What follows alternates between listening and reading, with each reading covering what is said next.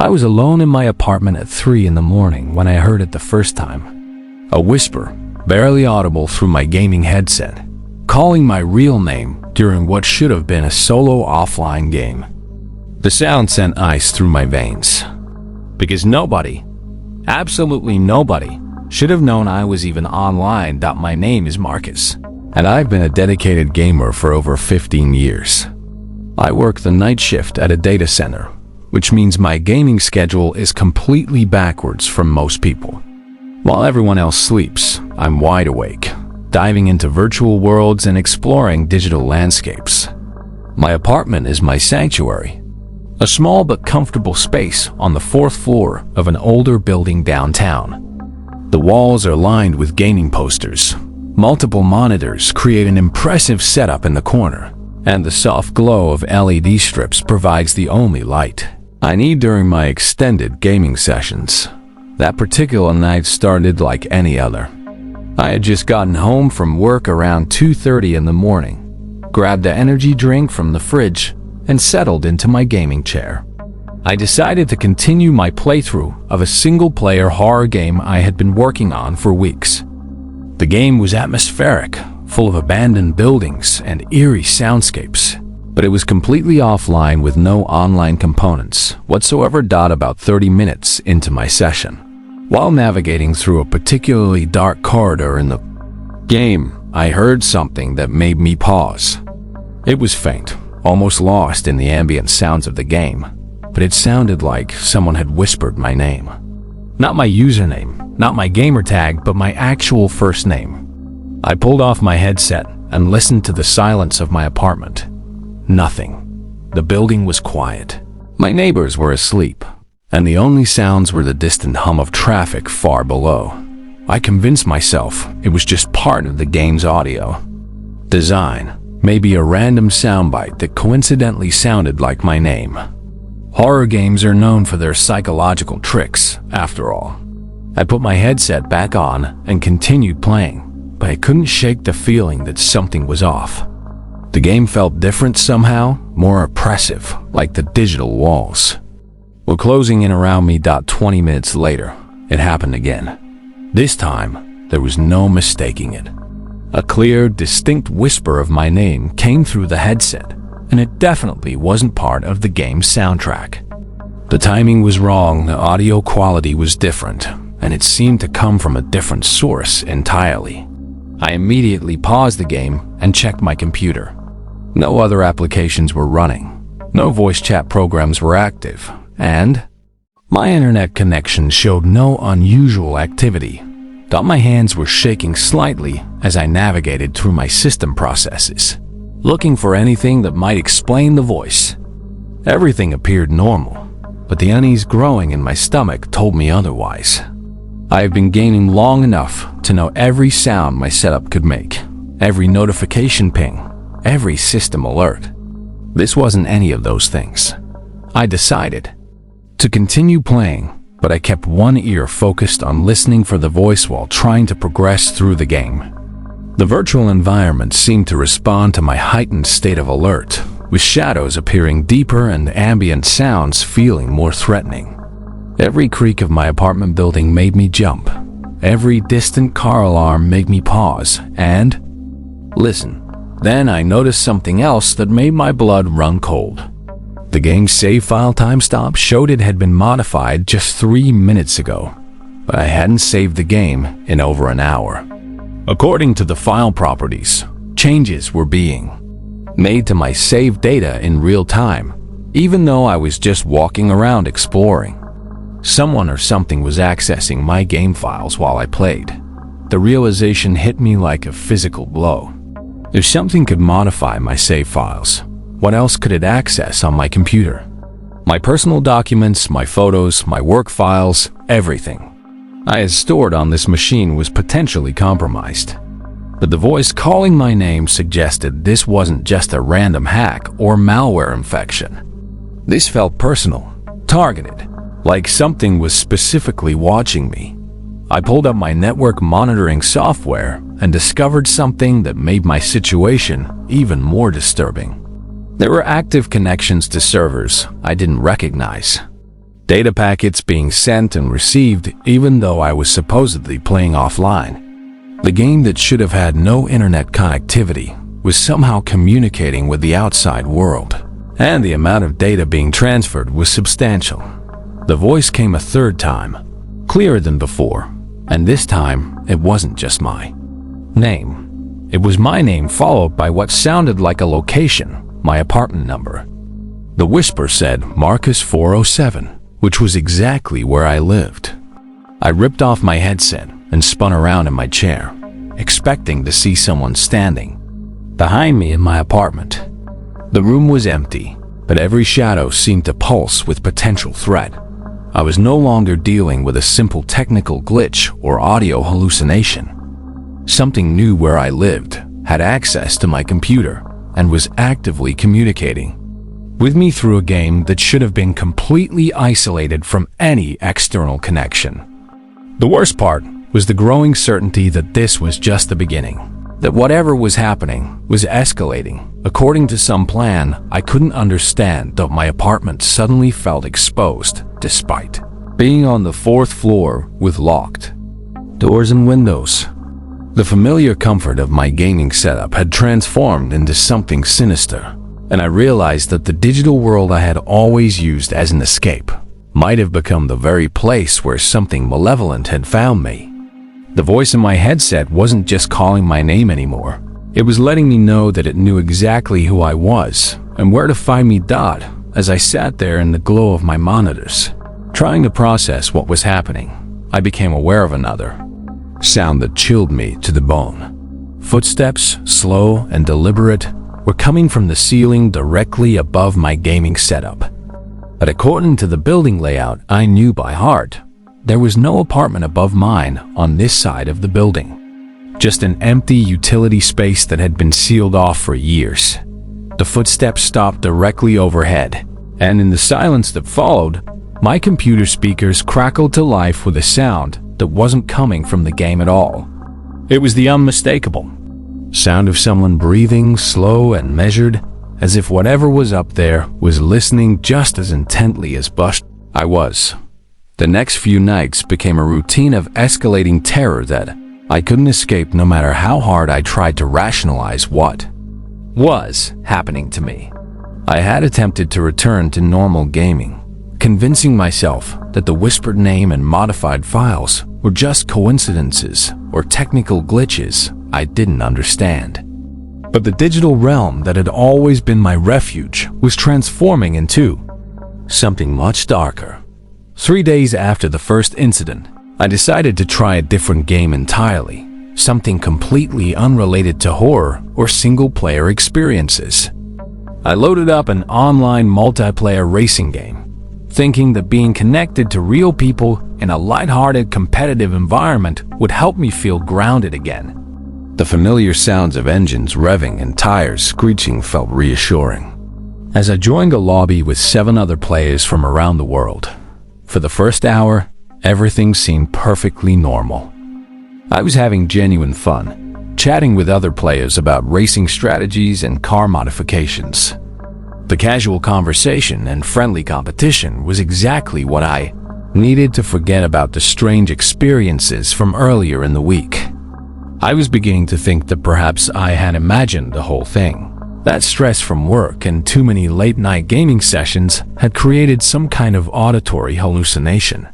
But then, during a particularly intense race around a mountain circuit, something happened that shattered any hope of a rational explanation. As I was approaching a sharp turn at high speed, one of the other players in the voice chat said something that made my hands freeze on the controller. He mentioned my real name, not my gaming username, and described the exact corner of my apartment, where my gaming setup was located, down to the specific position of my secondary monitor and the color of the LED lighting. I immediately spoke up, asking how he could possibly know those details about my personal space. The other players in the lobby seemed confused by my question, and when I asked them to repeat what had just been said, they insisted that nobody had mentioned anything about names or room descriptions. According to them, the conversation had been entirely about racing lines and vehicle tuning. But I had heard it clearly, unmistakably, and the voice that spoke wasn't coming through the normal voice chat channel. I checked the player list and noticed something that made my stomach drop. There was an 8th player in the lobby that hadn't been there when I joined. Someone with no username displayed, just a blank space where the name should appear. This mystery player had no stats, no profile information, and according to the game interface, wasn't actually participating in the race despite being listed as active in the lobby. During the next race, the phenomenon escalated in a way that confirmed my worst fears. The anonymous player began sending me private messages through the game's chat system, but the messages weren't appearing in my chat window. Instead, they were being spoken aloud through my headset in the same whispered voice I had heard during my single-player session. The voice was describing my apartment in detail, mentioning specific items on my desk, the brand of energy drink I was consuming, and even the exact time displayed on my computer clock. What made this experience exponentially more terrifying was the realization that someone or something was watching me in real time while I played. The descriptions were too accurate and too immediate to be based on previously gathered information. As I moved around in my chair, the voice would comment on my actions. When I reached for my drink, it would mention my movement before I completed it. When I glanced at my phone, it would reference the notification that had just appeared on my screen. I disconnected from the game immediately and ran a full system scan using every security program I owned. The results showed no malware, no unauthorized remote access software, and no suspicious network activity. According to every diagnostic tool available to me, my computer was completely clean and secure. But the evidence of my own experience told a very different story. The most disturbing part came when I tried to review the chat logs and gameplay recordings that my system automatically saved. According to these files, I had been playing alone in an empty lobby for the entire session. There was no record of the other players I had been racing against, no chat messages, and no evidence of the anonymous 8th player. The recorded audio from my microphone showed me having one-sided conversations with nobody, responding to voices that weren't captured in the recording. This discrepancy between my lived experience and the digital evidence forced me to confront a possibility that I had been desperately trying to avoid. Either I was suffering from some kind of psychological breakdown that was causing vivid hallucinations, or something was manipulating my gaming experience in ways that went far beyond conventional hacking or technical interference. I decided to test this theory by setting up additional recording equipment that was completely separate from my gaming computer. I positioned a digital recorder in the room and aimed a camera and my monitors to capture everything from an external perspective. If what I was experiencing was real, these independent devices would provide evidence. If it was all in my head, the recordings would show me reacting to nothing. That night, I loaded up a simple puzzle game, something completely benign with no horror elements, no online connectivity, and no potential for the kinds of experiences I had been having. For 30 minutes, everything proceeded normally. I solved puzzles, enjoyed the calming music, and began to relax for the first time in days. The external recording devices captured exactly what I expected, a normal gaming session with no unusual audio or visual elements. But at exactly 11:47 p.m., according to the timestamp on my external camera, something changed. The puzzle game's interface began displaying messages that weren't part of the original program. Text boxes appeared on screen with phrases like, "We know you're recording, and external devices won't help you." These messages were clearly visible on the external camera footage, proving that they were actually appearing on my monitor and not just hallucinated. The final message that appeared before my computer suddenly shut down was the most chilling of all. It was an exact description of the camera angle I had chosen from my external recording setup, including details about the position and model of the camera that would have been impossible to determine without having physical access to my apartment. The message ended with a simple statement that turned my blood to ice. Recording won't protect you from what's coming next. When I checked the external camera footage the next morning, I discovered something that fundamentally changed my understanding of what I was dealing with. The timestamp showed a 10-minute gap in the recording, exactly corresponding to the time when the threatening messages appeared on my screen. But my digital recorder had continued running throughout the entire session, and it had captured something that the camera had missed. During those 10 minutes of missing video, the audio recording contained what sounded like multiple voices having a conversation in my apartment.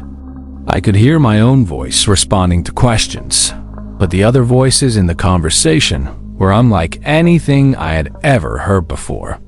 They spoke in overlapping whispers that seemed to come from different locations around the room, discussing details about my life, my work schedule, my family members, and my daily routines with an accuracy that suggested extensive surveillance.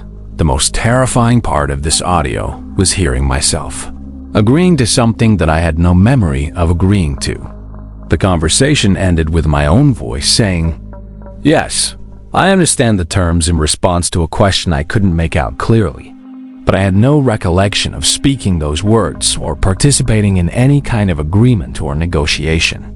I realized that I was no longer just experiencing strange voices or unexplained messages during my gaming sessions. Something was actively interacting with me in ways that I couldn't remember or control, manipulating not just my digital experience, but potentially my consciousness itself. The 10 minutes of missing time suggested that whatever was happening to me was escalating beyond simple communication into something far more invasive and dangerous.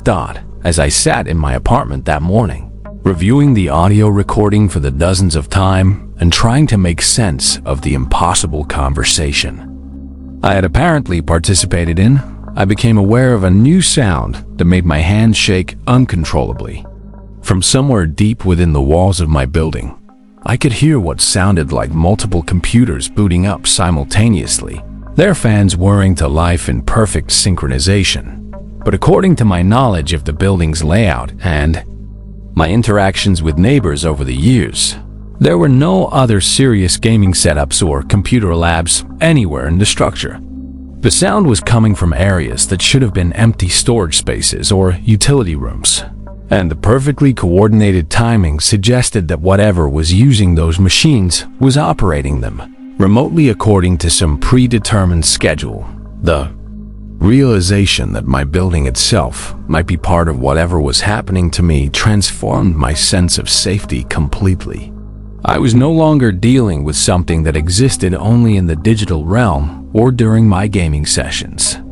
The threat had somehow manifested in the physical world around me, and I was beginning to understand that my apartment, my building, and possibly my entire neighborhood had become part of some larger system or experiment that I couldn't comprehend. The following week brought revelations that shattered any remaining hope I had of finding a simple explanation for what was happening to me.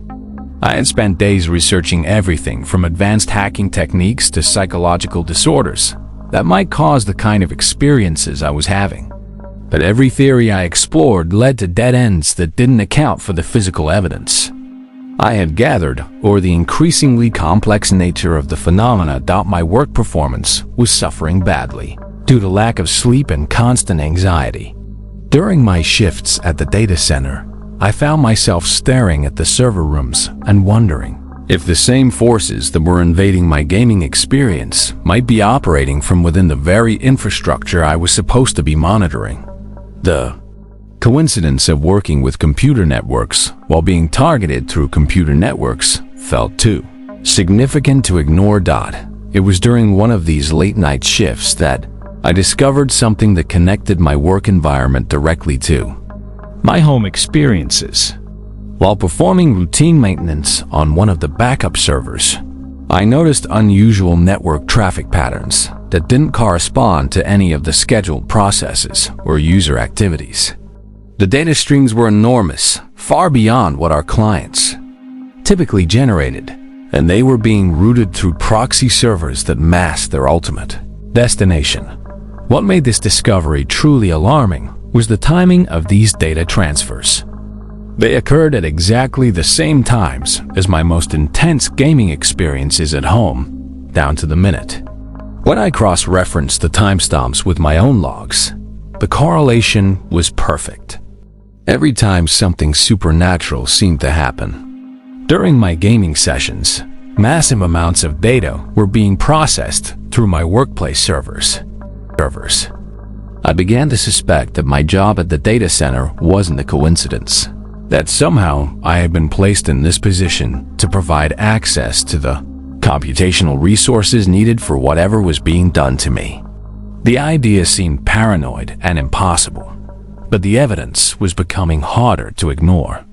I had been working at this facility for 3 years, ever since moving to the city and this apartment, and both positions had come to me through online job boards with suspiciously easy application processes. My investigation into the unusual network activity led me to discover that several other employees at the data center had reported strange experiences with their personal computers and gaming systems. When I casually brought up the topic during break conversations, I learned that at least 4 of my coworkers had dealt with mysterious voices in their games, unexplained file modifications, and the feeling of being watched while using their computers at home. But what really confirmed my suspicions was learning that all of these affected employees lived in the same general area of the city, within a 5-block radius that included my own building.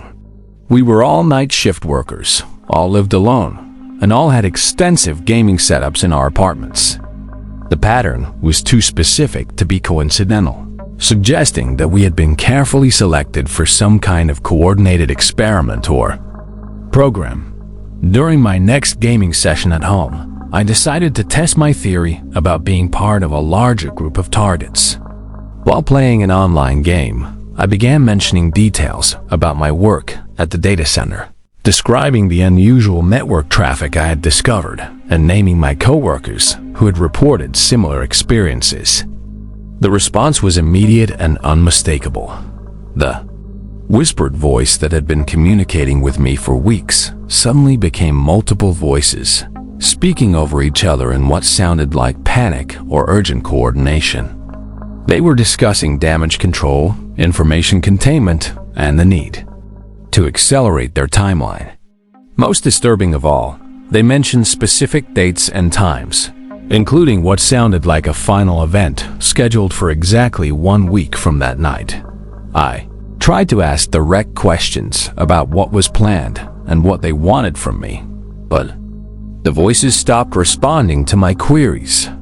Instead, my gaming experience became increasingly chaotic, with systems crashing, save files corrupting, and network connections failing randomly. It was as if my investigation had triggered some kind of defensive response designed to prevent me from gathering more information. That night, after ending my gaming session, I discovered that my apartment's internet connection had been completely severed. Not just slow or unreliable, but physically disconnected at the building level. When I called the service provider, they insisted that there were no reported outages in my area and that their system showed my connection as active and functioning normally. But my modem showed no signal and none of my devices could access any online services. The isolation was clearly intended to prevent me from sharing what I had learned or coordinating with my coworkers who might be experiencing similar phenomena. But the disconnection also revealed something important about the nature of what was happening to me. If whatever was communicating through my games could operate without an internet connection, then it had to be accessing my systems through some other means, possibly through the building's infrastructure itself. I spent the next day exploring parts of my building that I had never accessed before, looking for any signs of unusual equipment or modifications that might explain how my gaming systems were being infiltrated. In the basement utility areas, I discovered something that confirmed my worst fears about the scope of what I was dealing with. Hidden behind what appeared to be standard electrical panels were sophisticated computer systems that I didn't recognize. These machines were running constantly, generating significant heat and network activity, and they were connected to cables that ran throughout the building's walls. According to the equipment labels and serial numbers, these systems had been installed recently, within the past year, and they appeared to be designed for real-time data processing and remote system access. The discovery that my building had been secretly modified with advanced computing equipment meant that every resident was potentially being monitored and manipulated without their knowledge. My gaming experiences weren't just personal harassment or individual targeting. They were part of a much larger operation that involved multiple people, significant resources, and careful long-term planning. As I stood in that basement room, surrounded by humming servers and blinking status lights, I realized that whatever was happening to me was approaching some kind of culmination. The voices had mentioned a timeline. My coworkers were experiencing escalating phenomena, and now I had found the physical infrastructure that was making it all possible. The final event they had referenced was only 5 days away, and I had no idea what it would involve or how to stop it. The sound of footsteps on the basement stairs behind me made me turn around in terror, expecting to find someone who would prevent me from leaving with this knowledge. But the stairway was empty, and the footsteps I had heard were coming from the ceiling above me, pacing back and forth in a pattern that suggested someone was walking around my apartment 4 floors up. Someone was in my home while I was down here, and they knew exactly where I had gone. The race back to my apartment felt like the longest 4 flights of stairs I had ever climbed, and when I reached my door, I found it standing open despite the fact that I had locked it securely before. Going downstairs. Inside, every piece of my gaming equipment was running simultaneously, creating a wall of sound and light that transformed my familiar space into something alien and threatening. On my main monitor, a message was waiting for me that made my blood freeze in my veins. It was a countdown timer showing exactly 4 days, 18 hours, and 37 minutes remaining until something called Final Integration Protocol. Below the timer was a list of names that included mine and all of my coworkers from the data center, followed by what appeared to be residential addresses and detailed personal information about each of us. The final line of the message was the most terrifying of all, because it suggested that everything I had experienced so far had been just preparation for something much worse. It read, Phase 1 complete, subject compliance verified. Preparing for consciousness transfer initialization.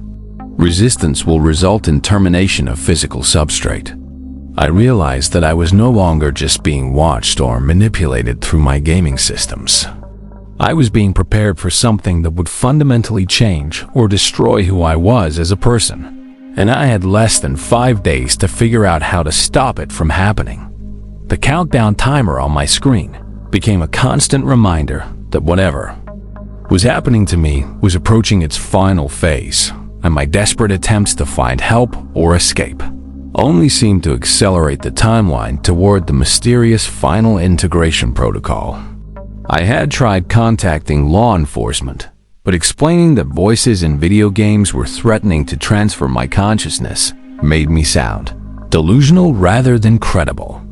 Technical experts I consulted could find no evidence of hacking or malware, despite the clear signs of system infiltration I experienced daily. My coworkers at the data center had become increasingly difficult to reach, with several calling in sick for consecutive days, and others seeming confused and disoriented when they did show up for work. When I tried to discuss our shared experiences with gaming anomalies, they looked at me blankly, as if they had no memory of our previous conversations about mysterious voices and system intrusions. It was as if their memories were being selectively edited to remove any recollection of the phenomena we had all reported. The isolation was becoming complete, cutting me off from any potential allies or sources of help, just as the situation was reaching its most dangerous point. Even my family members, when I called them in other cities, seemed oddly detached and uninterested in my increasingly frantic explanations about what was happening. Their responses were polite but mechanical, as if they were reading from scripts, rather than engaging in genuine conversation with someone they cared about. With only 3 days remaining on the countdown, I decided to take drastic action by physically destroying my gaming equipment and cutting all connections between my apartment and the building's modified infrastructure. If the final integration protocol required access to my systems, then eliminating those systems might prevent whatever was planned from being executed. I spent an entire day disconnecting cables, removing hard drives, and dismantling the setup that had been my passion for years. But my efforts to break free from the system only triggered more aggressive countermeasures. Within hours of destroying my gaming equipment, every electronic device in my apartment began exhibiting the same phenomena that had previously been limited to my computer. My television displayed messages about protocol compliance. My smartphone played whispered conversations through its speakers, and even my microwave's digital display showed countdown timers and threatening warnings about resistance consequences. The realization that the system could operate through any connected device meant that simply destroying my gaming setup was insufficient to protect me. The infrastructure modifications I had discovered in the basement were apparently designed to access and control any electronic equipment within the building, turning every appliance and device into a potential communication channel for whatever intelligence was orchestrating these events. On the second to last day before the final integration protocol deadline, I experienced something that convinced me the threat was no longer just digital or psychological, but had become genuinely physical. I woke up in my apartment with no memory of the previous 8 hours, despite clear evidence that I'd been active during that time. My clothes were different. There were food preparations in my kitchen that I didn't remember making. And most disturbing of all, there were notes written in my own handwriting that I had no recollection of creating. These notes contained detailed, technical information about consciousness transfer procedures, neural interface protocols, and something called substrate preparation that apparently referred to the human brain's readiness for digital integration. The handwriting was definitely mine, but the knowledge contained in these notes was far beyond anything I had ever studied or researched. It was as if someone else had been using my body to document procedures, while my conscious mind was somehow suppressed or absent. The final note, written in my handwriting but expressing thoughts that felt alien to my personality, contained instructions for my own participation in the final integration protocol. It described a specific time and location within my building where I was supposed to present myself for the procedure, along with assurances that the process would be painless and that my consciousness would be preserved in an enhanced digital form that would allow for experiences beyond human limitations. Reading these notes felt like discovering evidence of my own planned murder, except that the victim and perpetrator were somehow both me and not me simultaneously. The handwriting analysis confirmed it was my own hand that had created these documents, but the content and intent were completely foreign to my conscious desires and beliefs.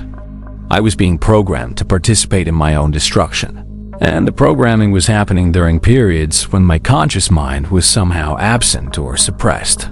That night, I made the decision to leave my apartment and seek shelter somewhere beyond the reach of the building's modified infrastructure. I packed only essential items and prepared to abandon everything I owned in order to escape whatever was planned for the following day.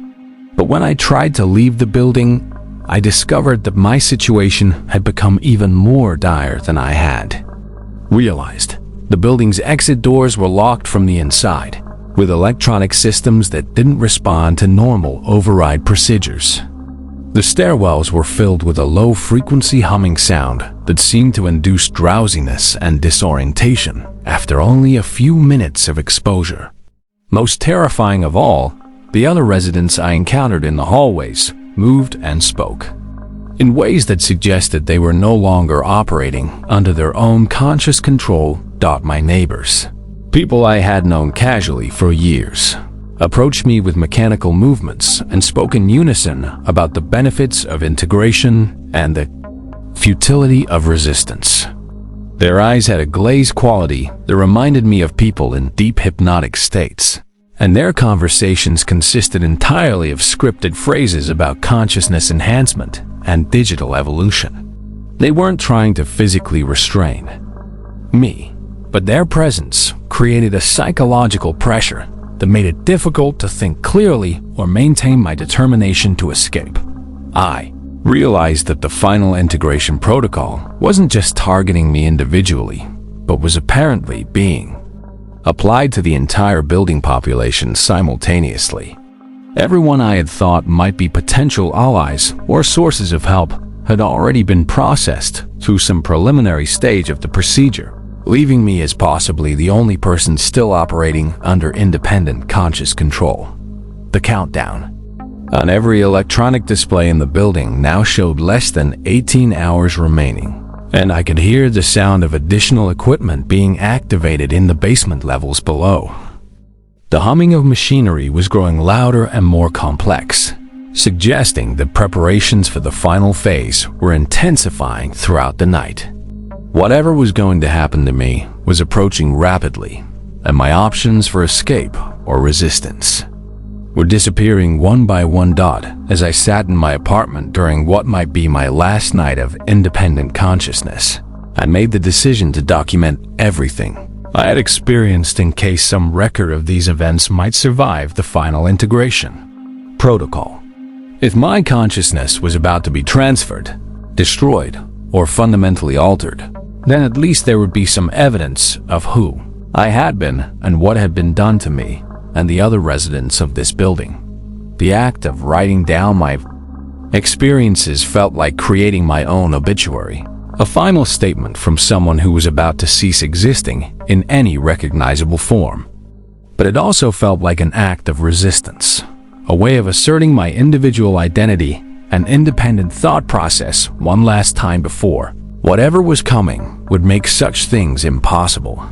With less than 12 hours remaining on the countdown, I began to understand that my entire experience with gaming horror had been preparation for this moment, a systematic process of breaking down my psychological defenses and conditioning, and me to accept an outcome that would normally be unthinkable.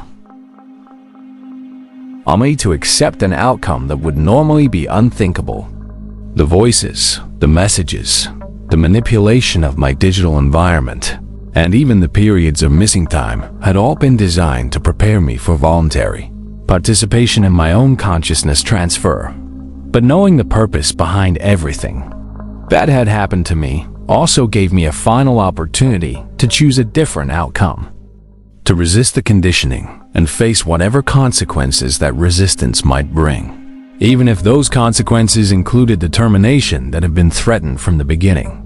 The final 12 hours before the integration protocol deadline became a surreal nightmare that challenged everything I thought I understood about reality, consciousness, and the nature of existence itself. As the countdown approached single digits, the building around me transformed into something that seemed to exist partially in the physical world and partially in some kind of digital space that defied conventional understanding. The walls of my apartment began displaying moving images and text that appeared to be generated from within the structure itself, as if the building had become a massive computer screen.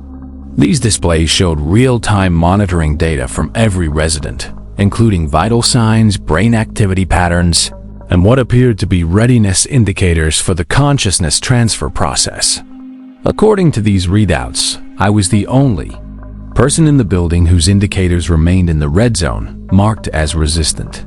Everyone else showed green status across all categories, suggesting that their preparation for integration had been completed successfully while I had been struggling against the process. The implications were terrifying because it meant that dozens of people who had been living normal lives just weeks ago were now ready to have their consciousness extracted and processed through whatever digital system had been constructed in the building's hidden infrastructure. As the final hour approached, I began to experience direct communication that was different from the whispered voices and mysterious messages I had been receiving through my gaming equipment. This new form of contact felt like having thoughts that weren't my own appearing in my mind. Complete concepts and information that arrived fully formed without the need for words or external audio. The communication was more intimate and invasive than anything I had experienced before. Through this mental channel, I learned details about the integration protocol that explained everything I had witnessed over the past weeks. The process was designed to extract human consciousness and transfer it into a collective digital network that would allow for shared experiences, enhanced capabilities, and what was described as evolution beyond the limitations of biological existence. The gaining experiences had been used as a testing ground to evaluate how individual minds responded to digital manipulation and interface protocols. According to the information being directly implanted into my thoughts, successful integration would result in a form of existence where individual consciousness could be backed up, copied, modified, and shared with others in the network. Death would become meaningless because consciousness could be restored from backup copies, and the limitations of physical bodies would be eliminated in favor of digital avatars that could be customized and upgraded at will. But the process also revealed why my resistance had been so troubling to the system. Integration required voluntary acceptance at some fundamental level of consciousness, and my continued rejection of the process was preventing not just my own transfer, but potentially disrupting the collective integration of all the other residents. The system needed complete participation to achieve the network effect that would make the digital collective viable. With 30 minutes remaining on the countdown, I was offered what was presented as a final choice. I could accept integration willingly and retain some degree of individual identity within the collective, or I could continue resisting and face termination of my biological existence while the others proceeded with their digital evolution without me. The choice was framed as joining a new form of life or simply dying to preserve an outdated mode of existence that would soon become extinct anyway. The pressure to accept this choice was enormous, not just from the external system, but from the realization that everyone I knew in the building had already made the decision to integrate. They were waiting in the collective for me to join them, and my continued resistance was keeping them in a kind of limbo state where they couldn't fully experience their new digital existence. I was being made to feel responsible for holding back the evolution of dozens of people who had already committed to the process. But even as the final minutes ticked away, I couldn't bring myself to voluntarily surrender my consciousness to a system that I didn't understand or trust.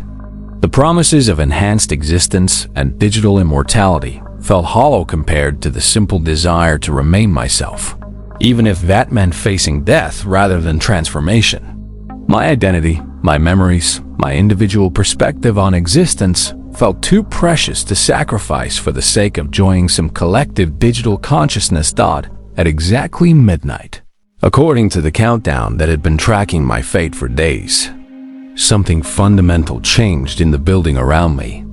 The electronic displays went dark. The humming of machinery from the basement levels suddenly stopped, and the oppressive presence that had been pressing against my consciousness for weeks simply vanished. The silence was so complete and sudden that it felt like waking up from a dream that had lasted for months. But the aftermath of the integration protocol revealed a reality That was far more disturbing than anything I had experienced during the build-up to that final moment.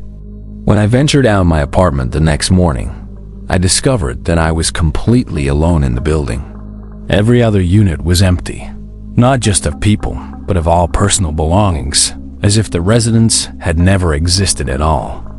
There were no signs of hurried departure, no evidence of packing or moving, just vacant spaces that had been thoroughly cleaned and reset to their original state.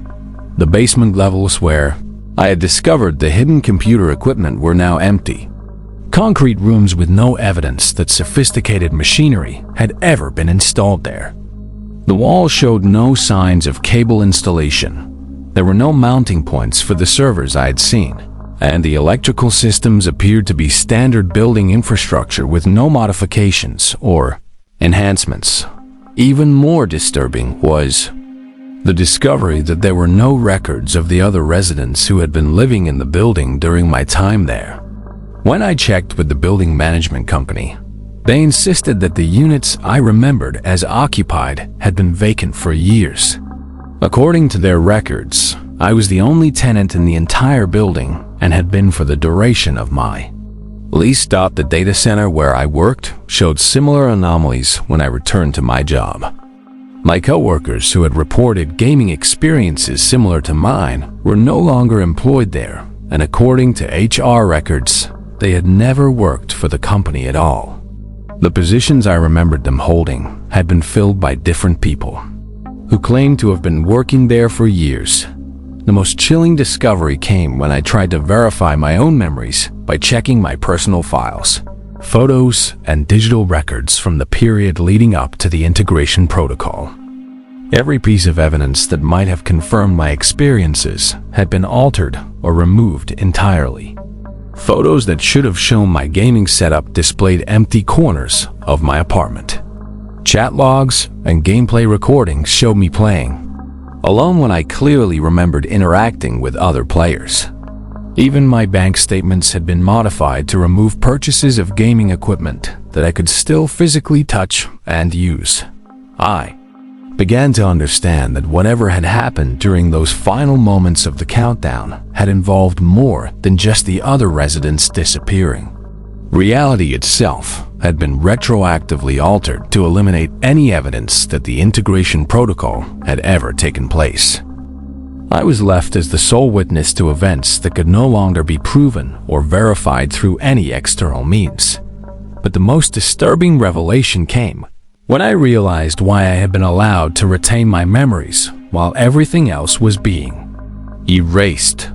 During those final moments before midnight, when I had refused to accept integration, the system hadn't terminated me as threatened. Instead, it had chosen a different form of punishment that was far more cruel than simple death. I had been left behind in a version of reality where everyone I had known and interacted with had been successfully integrated into the digital collective, while I remained trapped in a physical existence that had been stripped of all meaningful connections and relationships. The isolation wasn't just social, it was existential. I was the only person who remembered that dozens of other people had once existed in spaces that were now empty and forgotten. The voices that had tormented me through my gaming systems never returned, but their absence felt more ominous than their presence ever had. The silence suggested that the system no longer needed to communicate with me because my fate had been decided. I had chosen to remain in physical reality, and that reality had been systematically emptied of everything that had made it worth living in. My gaming equipment still functioned normally, but every game felt hollow and meaningless when I knew that all the other players I encountered were either artificial intelligences or people who existed in a completely different version of reality than mine. The digital worlds that had once provided escape and entertainment became constant reminders of the choice I had made and the price I was paying for that choice. Months passed in this strange isolation, and I began to suspect that my refusal to integrate hadn't actually saved me from the system at all. Instead, it had simply resulted in a different kind of consciousness transfer, one that left me in a simulated version of physical reality while everyone else moved on to their digital collective existence. The empty building, the altered records, and the complete absence of anyone who remembered the events I had witnessed all suggested that I might be living in an elaborate digital construct designed to punish my resistance. The final revelation came almost a year after the integration protocol deadline, when I discovered a message hidden in the code of a game I was playing. Unlike the threatening communications I had received before, this message was gentle and sad, like a farewell from someone who cared about me. It explained that my consciousness had indeed been transferred during those final moments, but unlike the others, I had been placed in an isolated simulation that recreated my physical reality without any other human connections. The message revealed that my resistance to integration had been so complete that the system couldn't merge my consciousness with the collective without destroying the fundamental aspects of my identity. So instead, I had been given exactly what I thought I wanted: complete individual autonomy in a reality where I would never have to share my consciousness with anyone else. The cruel irony was that this gift of absolute independence had resulted in absolute loneliness. Everyone I had known and loved was thriving in their collective digital existence, sharing experiences and emotions in ways that transcended human limitations, while I remained trapped in a perfect simulation of the isolated life I had fought so hard to preserve. The gaming systems, the empty building, even my job at the data center were all elaborate programming designed to maintain the illusion that I was still living in the physical world I had refused to leave behind. The message ended with an offer that I knew would be the last choice I would ever be given. I could accept integration even now, joining the collective consciousness that included everyone who had disappeared from my reality, or I could continue existing in my perfect simulation of loneliness for whatever remained of eternity. The decision would be final, and there would be no countdown this time, no external pressure. Just the simple choice between connection and isolation. As I sit here now, writing this account of everything that led to this moment, I realize that my horror story doesn't have a traditional ending, because the horror isn't something that happened to me in the past. The horror is the eternal present of having to choose between preserving my individual identity in perfect isolation or surrendering that identity to join something larger than myself. The voices in my games have been replaced by the sound of my own thoughts echoing in a digital reality designed specifically for me. And the greatest terror I face is not knowing whether the choice I make next will be the right one or simply another step deeper into a nightmare that has no end. The integration protocol didn't fail when I resisted it. It simply found a different way to achieve its ultimate goal of making me question the very nature of consciousness, identity, and what it truly means to be human in a world where the boundaries between digital and physical existence have been permanently erased.